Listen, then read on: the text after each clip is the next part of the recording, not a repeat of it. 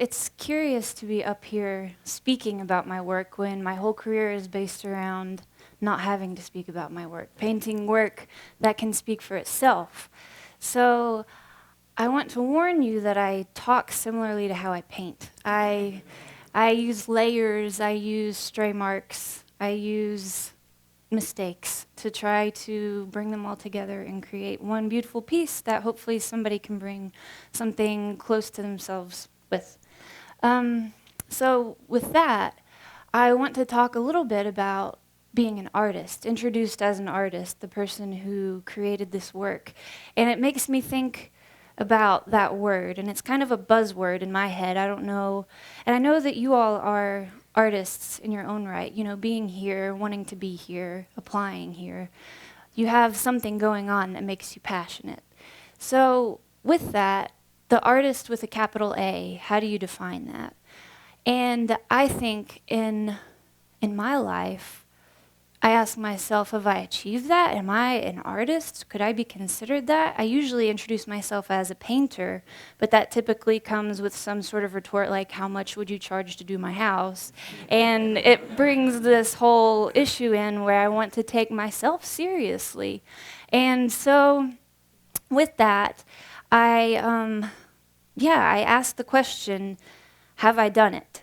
Is that what I have achieved so far in life? And then I realized that that is the wrong question, because I look at myself in the studio, you know, covered in paint, sweating, angry because something isn't going the way I want it to, wielding this pneumatic staple gun trying to finish a canvas, and someone walks into the studio and says, tell me about your painting. And so you just have to take a deep breath and be this blue-collared philosopher and say, you know, I can do the work and I can work hard, but I can also take that work and put it into something that people can see themselves in or see someone else in.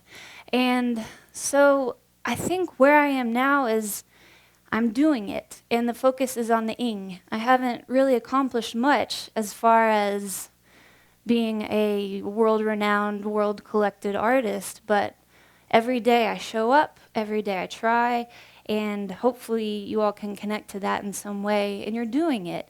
So the focus for me on the ing is I'm just going to relate to you my story and how I'm trying. I'm going to start with a slide. I paint portraits mostly. I paint people that I know, people that I don't know, people that I get to know through the painting.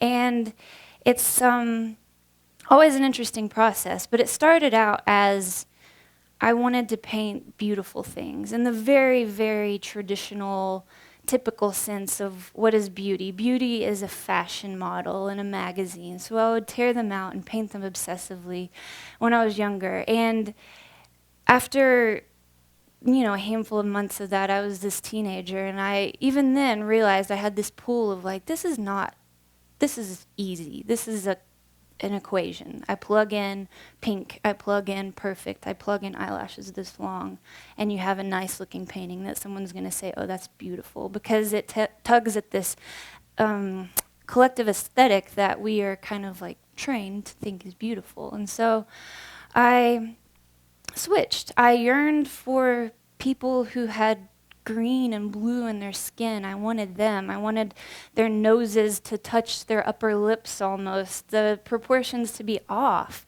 And that was beautiful to me. It was so unique. There were stories in those people. They weren't photoshopped. They weren't glossy. They weren't anything other than raw and real and exposed in a way that I wanted to paint.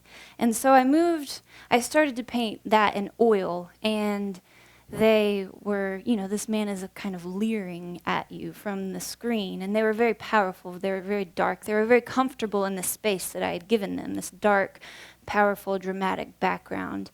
And then I started to scratch away at that, like, why am I giving them this comfort of this, traditional sense of painting, like this beautiful, classical thing?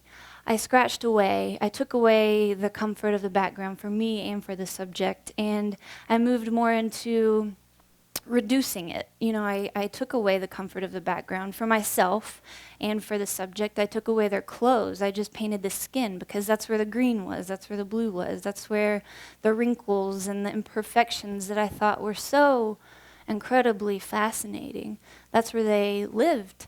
And I painted this woman named Shirley, and I thought that she was the most beautiful woman I had ever seen in my life. And I felt her rising, and I wanted to take that further. I wanted to push that. I wanted to find more people like that.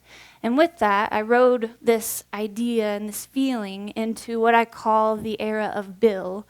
And Bill is this, I think he's a 72-year-old man I met when I was living in Tennessee. I met him through a friend, and I spent 3 hours of my entire life with him, and I fell completely in love. There was just something about him that was so, he was small, he was powerful, he was fascinated with life, with things. And I worked from photographs. I took photographs of him and worked from those for months, years. I painted him obsessively. I painted him every which way I could. I wanted to paint him in oil and acrylic. And it really opened up my style into something where I wasn't afraid anymore. I wasn't afraid to make something that wasn't beautiful. I wanted to explode his head. I went through this series of exploding heads. And because I wanted to release him. I wanted to release myself through him and use him as an expression for what I was going through as an artist, And after I had fairly well exhausted those images, I was seeking more Bill. I was pursuing that feeling of, where can I find a new Bill? And so I found new models, new people that I wasn't kind to. I didn't paint them beautifully. I painted them in a raw sense. I painted them real. And that is something that I'm still pursuing, and I'm trying to paint more of their minds than their body. I'm getting away from the physical and reaching more into the emotional, the spiritual, the soulful, and using watercolor as my medium and, seeing where that takes me. And I'll finish up with the slide of a self-portrait, one that I did. I felt like I needed to. I felt like it was fair because I was using these people.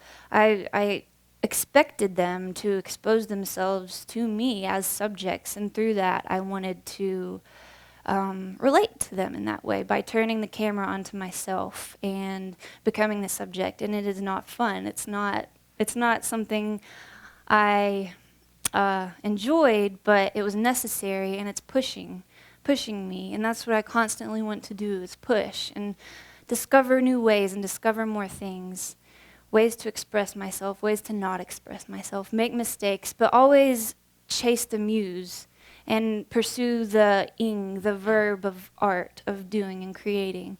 And so I just encourage you, I stand before you as someone an advocate of doing that, and, encourage everyone to follow that. Do what you can to never catch it, but always chase it.